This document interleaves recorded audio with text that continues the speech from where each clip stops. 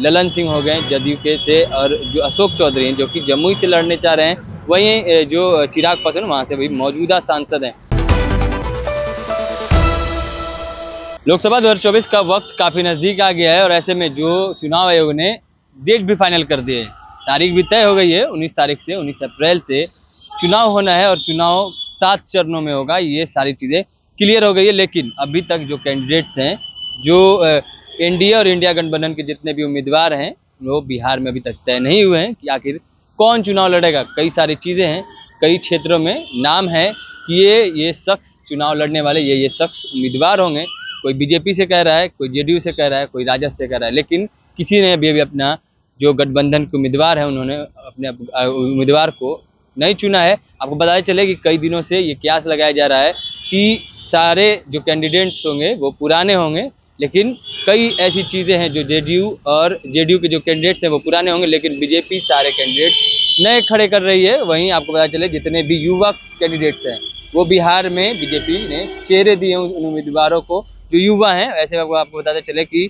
RJD में कई ऐसे जो उम्मीदवार हैं वो युवा हैं, कई ऐसे उम्मीदवार हैं जो पिछली बार की तरह फिर से इस बार चुनाव लड़ने वाले। वहीं आपको पता चले जो सिवान सबसे हॉट सीट है उसमें भी कहीं ना कहीं बदलाव आ गया है और अब जो पहले की उम्मीदवार थी हिना साहब ने निर्दलीय चुनाव लड़ने का ऐलान कर दिया। वहीं आपको पता चले आरा से आरके सिंह जो कि बीजेपी के सांसद हैं, मौजूदा वक्त में सांसद हैं, और इस बार भी वो लगातार ये कहते आ रहे हैं कि हम चुनाव आरा से ही लड़ेंगे। वहीं पवन सिंह भी लगातार ये दावे कर रहे हैं आसनसोल से टिकट कटने के बाद, जब उनका टिकट कट गया, जब उन्होंने मना कर दिया आसनसोल से चुनाव लड़ने से, उसके बाद वो भी लगातार ये कह रहे हैं कि हम अपने क्षेत्र से ही चुनाव लड़ेंगे। वहीं ललन सिंह हो गए जदयू के से, और जो अशोक चौधरी हैं जो कि जमुई से लड़ने चाह रहे हैं, वहीं जो चिराग पासवान वहाँ से भी मौजूदा सांसद हैं। आपको पता चले कि कई ऐसे दिग्गज नेता हैं, पशुपति पारस हैं,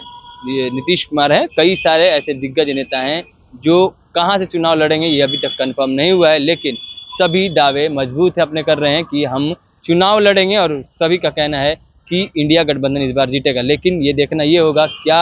इस बार जो राम मंदिर है, जो राम मंदिर पे लोगों का विश्वास था कि इस बार राम मंदिर की वजह से जो राम को लाया है उसको हम लाएंगे, ऐसा नारा चल रहा था, क्या इस बार मोदी सक्सेस कर पाएंगे, क्या बीजेपी सक्सेस कर पाएगी, क्या एनडीए सक्सेस कर पाएगा। क्योंकि सबसे बड़ी बात यह है क्योंकि जो इंडिया गठबंधन के लोग हैं वो लगातार रोजगार पे और जो अन्य चीज़ें हैं जिनसे महंगाई पे, जो और भी चीज़ें जितनी हैं उन पे लगातार ये दावे कर रहे हैं और कह रहे हैं कि इस बार हम बेरोजगारी पे बात करेंगे, इस बार हम रोजगार पे बात करेंगे, इस बार हम महंगाई पे बात करेंगे, इस बार उन लोगों के उम्मीद पे बात करेंगे जो लोग अपने घरों से, जो लोग महंगाई को लेकर के बातें करते हैं, जो लोग सिलेंडर को लेकर बातें करते हैं, सारी चीज़ों को मुद्दों की राजनीति करने की बात कर रही है। जहाँ इंडिया वहीं एनडीए मंदिर की बात करी, इसको लेकर देखना होगा कि क्या इस बार जो एनडीए की सरकार है फिर से अपना सरकार बना पाएगी या इंडिया गठबंधन मौजूदा सरकार में आएगी। और भी तमाम खबरें हम अब तक पहुंचाते रहेंगे। ऐसे ही तमाम खबरों के लिए जुड़े रहें चैनल के साथ। तब तक के लिए धन्यवाद।